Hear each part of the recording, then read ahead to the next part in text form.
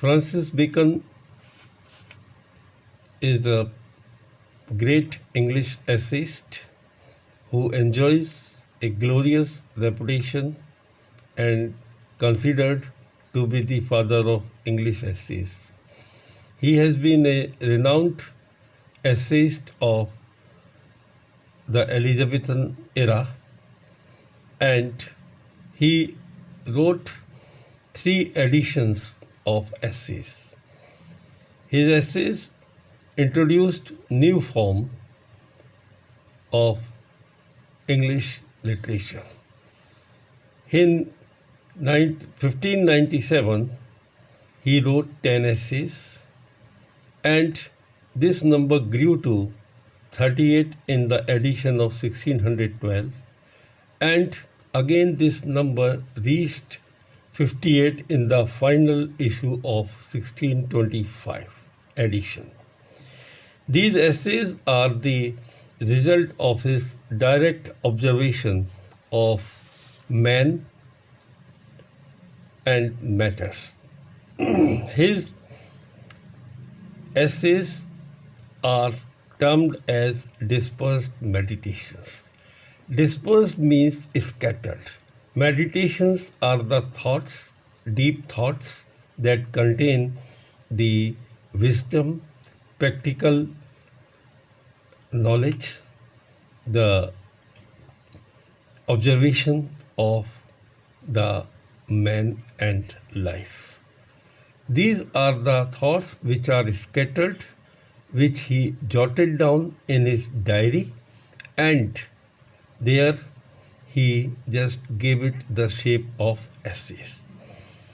He has written on a wide range of topics, right from the religion to the empire to the gardens and buildings. His subject is always important, and his style is lucid, it is clear, it has directness and mathematical plainness. Here he writes on the subject in a very pithy, in a terse, in a very short, condensed matter. And each sentence they convey a deep meaning, and it is called the aphoristic styles. His thoughts can be enlarged, they can be expanded into the sentences, into the paragraphs, into the essays, or into books. Here we are going to analyze the essay of studies, and this is the most widely read essay of Bacon. In this essay, Bacon speaks as a lifelong student, and this essay expresses the well thought out opinion of a man who has widely read, who possesses huge fund of practical experience to complement his book knowledge. Bacon tells about the advantages of the studies and various approaches that a student, a reader should read the books. He just says in the essay, if we analyze the essay, that we will do it in the coming videos, he says that essays are used for three things, that is, for delight, for ornament, for ability. It is delight in seclusion or retirement or privacy, ornament in society, or cultivation of social charm through the cultivation of power of exposition in speech and writing, ability in practical wisdom, business for the cultivation of power of judgment and arrangement of things, and the marshalling of facts and figures having regard to particular circumstances and events. The disabuse or the disadvantage of studies has also been discussed.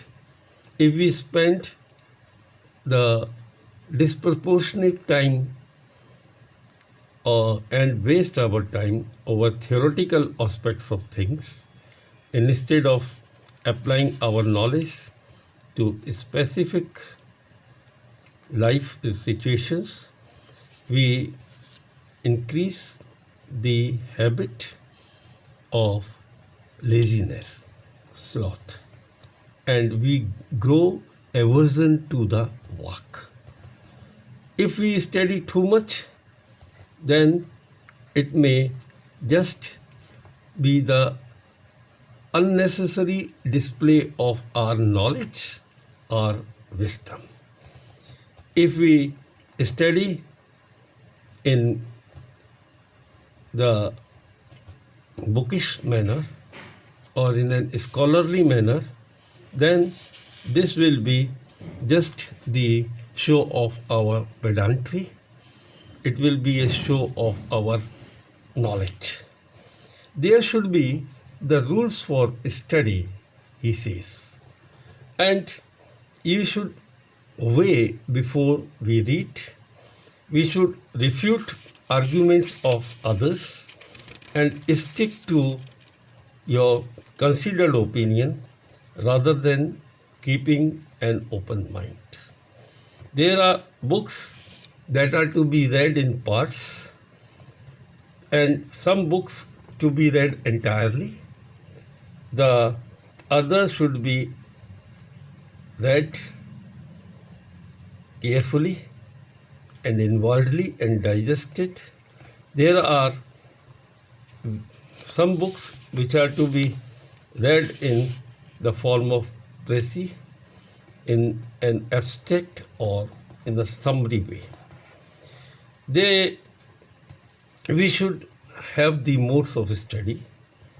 One should be able to acquire knowledge, and for conference, for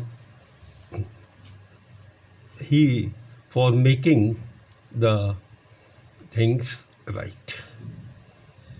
There are different subjects, value of different subjects are given. For example, history, it gives us wisdom.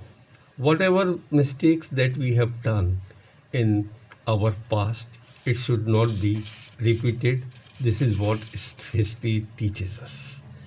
For example, poetry, it shows our wit, our wisdom. For example, mathematics, it gives us subtlety, intelligence. Natural philosophy gives us depth. Moral philosophy gives us gravity. Logic and rhetoric, they just give us the power of debate and argument. Studies, they are cure for our mental deficiency or disease.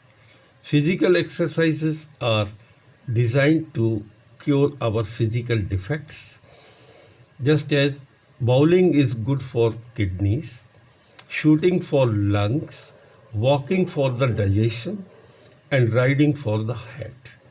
So mathematics is good for wandering wits. If our wit or mind is wandering, we should study mathematics in order to concentrate on the topic.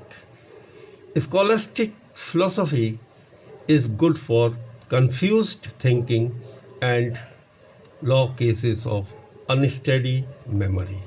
In the coming video, we shall discuss the important passages that are there in this essay. Thank you.